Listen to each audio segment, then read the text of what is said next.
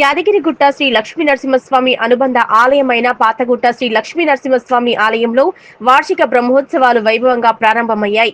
ఈ రోజు ప్రారంభమైన బ్రహ్మోత్సవాలు 13వ తేదీ వరకు జరగనున్నాయి.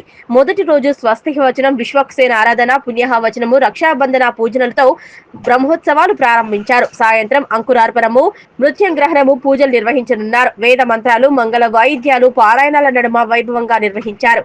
ఆలయ ఈవో భాస్కర్రావు, అనువంశిక ధర్మకర్త నరసింహమూర్తి, ఆలయ అధికారులు, అర్చకులు, భక్తులు పాల్గొన్నారు.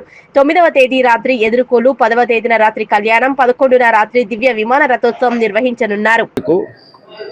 ఈ యొక్క మాఘమాసంలో స్వామివారి యొక్క పాత నరసింహస్వామి బ్రహ్మోత్సవ కార్యక్రమాలు ఈ రోజుతో ప్రారంభమయ్యాయి.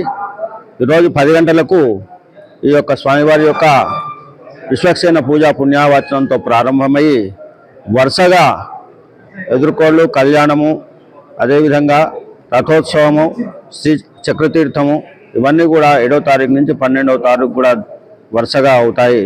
మరి ఈ యొక్క కార్యక్రమాల్లో, ఈ బ్రహ్మోత్సవ కార్యక్రమాల్లో ఏ ఒక్కరోజు వచ్చినా కానీ ముక్కోటి దేవతల యొక్క దర్శనం జరుగుతుందని చెప్పి ప్రామాణికం ఉంది. కాబట్టి భక్తులందరూ కూడా ఈ యొక్క బ్రహ్మోత్సవ కార్యక్రమాల్లో విచ్చేసి స్వామివారి ఆశీర్వచనం పొందగలని చెప్పి కోరుతున్నాం. సంకల్పంతో అంకురార్పణ చేయడం జరిగింది. 10వ తారీఖు నాడు చాలా ఘనంగా తిరుకల్యాణం కూడా చేయడం జరుగుతుంది.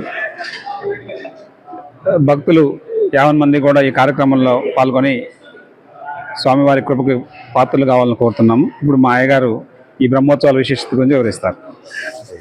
శ్రీమతి రామానుజాయ నమః, శ్రీ యాదాద్రీశాయ నమః. అఖిలాండ కోటి బ్రహ్మాండ నాయకుడైన శ్రీ యాదగిరీశుని వార్షిక బ్రహ్మోత్సవాల్లో భాగంగా ఈరోజు పూర్వాద్రి అనగా పాతగుట్ట లక్ష్మీనరసింహస్వామి వారి దివ్యమైన దేవాలయంలో గత వైభవాల కంటే కూడా శతాధికమైన వైభవాలతో వార్షిక బ్రహ్మోత్సవాలకి శుభశ్రీకారం జరిగింది.